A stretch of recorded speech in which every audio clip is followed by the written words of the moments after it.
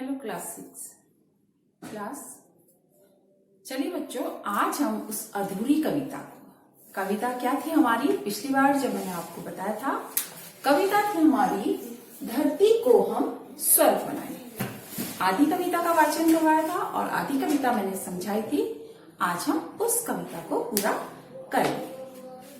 आशा आप लोगों की समझ में कविता आई होगी। तो चलिए, कविता क्या है हमारी, धरती को हम स्वर्ग बनाए। उससे आगे हम शुरू करते हैं। सर्वधर्म संभाव सभ्यता, कभी न टूटे तारतम्यता। क्या कह रहा है कवि कि सर्वधर्म संभाव सभ्यता, कभी न टूटे तारतम्यता। सब धर्मों में, सारे धर्म में समानता हो, सभ्यता हो और कभी न टूटे तारतम्यता, निरंतर संपर्क का भाव। यानी आपस में हमेशा हमारा क्या हो, एक दूसरे से संपर्क का भाव हो। यानी हम एक दूसरे से हमेशा संपर्क में है। राजनीति या कूटनीति हो, न्याय मिले बस न अनीति हो।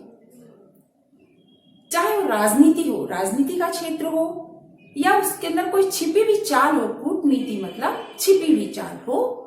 न्याय मिले बस ना अनीति हो। सबको न्याय मिले, किसी के साथ भी अन्याय ना हो। घर समाज जनपद सब गाएं, धरती को हम स्वर्ग बनाएं।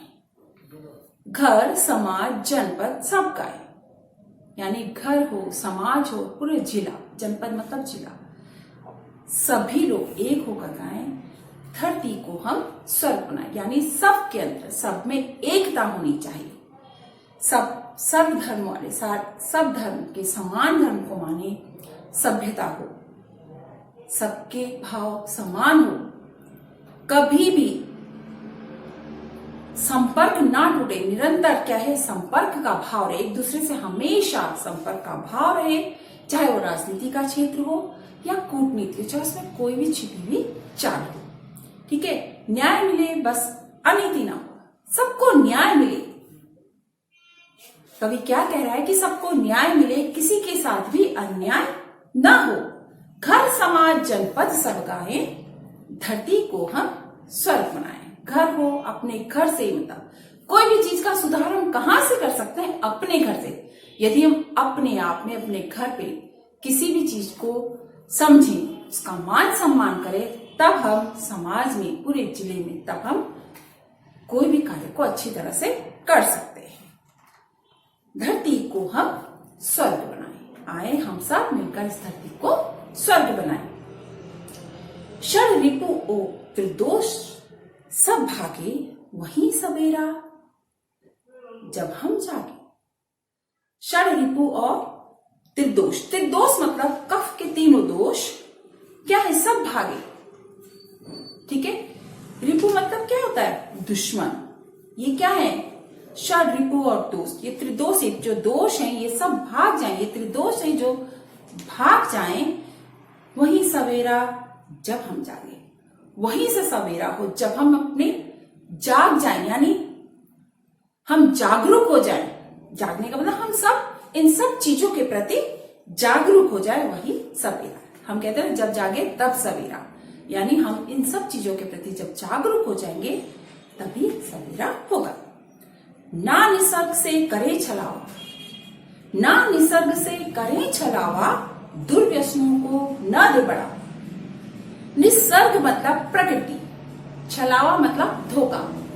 क्या कह रहा है कवि कि इस प्रकृति से हम कभी भी धोखा ना करें, छलावा ना करें। निसर्ग मतलब प्रकृति, कभी भी हम धोखा ना करें।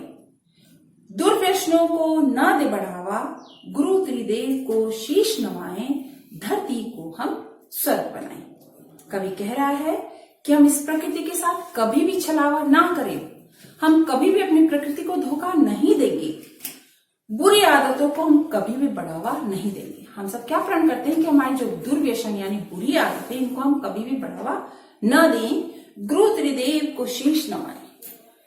जो त्रिदेव यानी तीनों देव, ब्रह्मा विष्णु महेश। कौन है त्रिदेव, ब्रह्मा विष्णु महेश। ये जो तीनों देव हैं, इन सब को हम अपना शीश नवाते हैं। धरती को हम स्वर्ग बनाएं, धरती को हम स्वर्ग बनाएं। ठीक है, तो बच्चों चलो एक बार फिर से मैं कविता का वाचन कर देती हूँ, आप ध्यान से सुनेंगे और आपकी समझ में अच्छे से आना चाहिए, क्योंकि आप बार बार अगर कविता को पढ़ेंगे तो आपकी समझ में आएगा, आपको स्वयं समझ में आ जाएगा कि इस कविता के अंदर कवि क्या कहना चाह रहा है। कवि क्या कहना, कवि की भावना क्या है। कवि चाहता है कि विश्व बंधुत्व की भावना से अभिप्रेरित हो। हम जो लोग हैं, हमारे अंदर विश्व बंधुत्व, भाईचारे, पूरे विश्व में भाईचारा होना चाहिए। प्रस्तुत कविता के माध्यम से जो कवि संदेश दे रहा है कि धरती पर मर्यादा, अनुशासन और उन्नत संस्कृति का सर्वदा विकास होता रहे। पूरे समाज में, पूरे विश्व में क्या है, उन्नत संस्कृति हो, उसका हमेशा विकास होता रहे। लोग प्रकृति को किसी प्रकार का धोखा ना दें, दुर्व्यसनों से बचें, कभी प्रकृति के साथ हम कोई छलावा ना करें, बुरे व्यसनों से सब दूर रहें, हम अपने अच्छे कर्मों से इस धरती को स्वर्ग के समान बनाएं। यदि हम अच्छे कर्म करेंगे तो हम इस धरती को स्वर्ग की तरह बना पाएंगे। ठीक है, एक बार फिर से मैं आपको कविता का वाचन करवा रही हूँ, आप ध्यान से सुनेंगे। आओ अब सौगंध ये खाएं, धरती को हम स्वर्ग बनाएं। स्वच्छ धरा हर मार्ग स्वच्छ हो, गली गली हर मार्ग वृक्ष हो। वन उपवन कानन सब झूमे, नभ जल थल के प्राणी झूमे। महाशक्ति का स्वप्न सजाएं, धरती को हम स्वर्ग बनाएं। मर्यादा, अनुशासन, संस्कृति, नारी का सम्मान हो नित प्रति। जननी, गौ और मातृभक्ति हो, पर सर्वोपरि राष्ट्र भक्ति हो। क्या कह रहे हैं कि हमें सबका सम्मान करना है। माता का, गौ का, गाय को भी माँ का दर्जा दिया गया है, माँ के समान कहते हैं ना गौ माता। लेकिन हमें मातृ भक्ति भी करनी है, लेकिन इन सबसे ऊपर क्या है, क्या बताया था मैंने आप लोगों को कि राष्ट्र भक्ति है, राष्ट्र प्रेम होना चाहिए। भाषा के प्रति प्रीत बढ़ाएं, धरती को हम स्वर्ग बनाएं।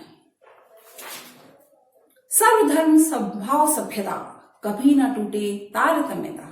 यानी हमसे हमारा जो है निरंतर सबके साथ संपर्क का भाव होना चाहिए।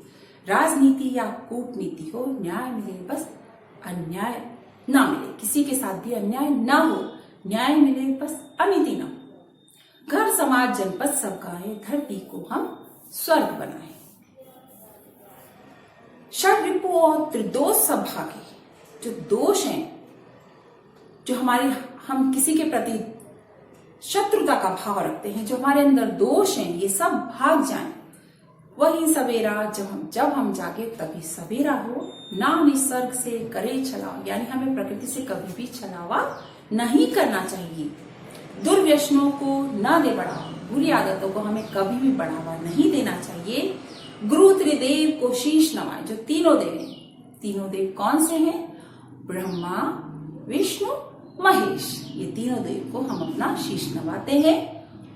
आओ इस धरती को हम स्वर्ग के समान बनाएं, यानी धरती को हम स्वर्ग के समान बनाएं। तो बच्चों, मैंने आपको पहले इस पाठ से कुछ प्रश्न उत्तर दिए हैं। आज हमारा ये पाठ यहीं समाप्त होता है, यानी जो एक कविता है यहीं पर खत्म होती है।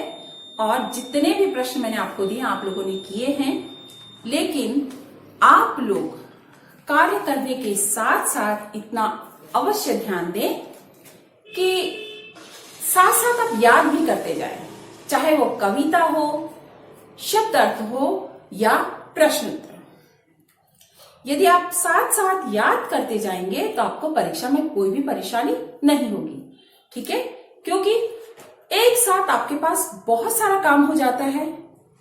आप समय पर काम नहीं करेंगे तो आप समय पर याद भी नहीं कर पाएंगे, और समय पर याद नहीं करेंगे तो फिर परीक्षा में भी आप अच्छे से नहीं लिख पाएंगे।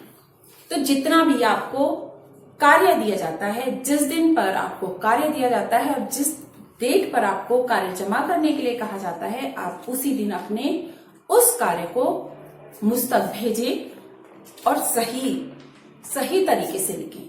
जैसा कि मैंने आपको बोर्ड पे उस दिन भी समझाया था और आज फिर बता रही हूं कि कैसे, किस तरीके से लिखना है। जैसे पाठ, लाइन छोड़नी है। पाठ 1 लिखा आपने लाइन छोड़ी, फिर आपने पाठ का नाम लिखा, फिर आपने एक लाइन छोड़ी, फिर आपने कठिन शब्द, फिर उसी प्रकार से आपने शब्द अर्थ। ठीक है, याद रखिए जब आप प्रश्न उत्तर करेंगे तो आपको नए पेज से करना है, यानी आपको शब्द अर्थ के नीचे से ही प्रश्न उत्तर लिखना शुरू नहीं करना है। आपको नया पेज लेना है, उसमें भी आपको पाठ का नाम, पाठ का नंबर और तब आपको प्रश्न उत्तर शुरू करने। ठीक है, आप लोग समय पर बच्चों, फिर से कह रही हूं कि समय पर कार्य करना और समय से कार्य को भेजते रहना, ये बहुत अच्छी आदत है। यदि आप समय से कार्य करोगे तो आप समय से उसको पढ़ पाओगे, और समय से पढ़ोगे तो आपको अच्छे से याद होगा, आप परीक्षा में भी अच्छे अंक लाओगे। इसलिए लापरवाही ना करते हुए आप अच्छे से काम करेंगे, और हैंडराइटिंग बहुत अच्छी होनी चाहिए। आशा है कि आप सभी लोगों ने नई पुस्तकें खरीदी होंगी, क्योंकि पिछली बार हिंदी साहित्य का दूसरी पुस्तक थी, इस बार आपकी दूसरी पुस्तक है। उम्मीद है कि आप लोग नई पुस्तक लेकर आए होंगे और कविता आप अच्छे से याद करेंगे, अच्छे से अपने सारे कार्य को करेंगे। ठीक है बच्चों, थैंक यू।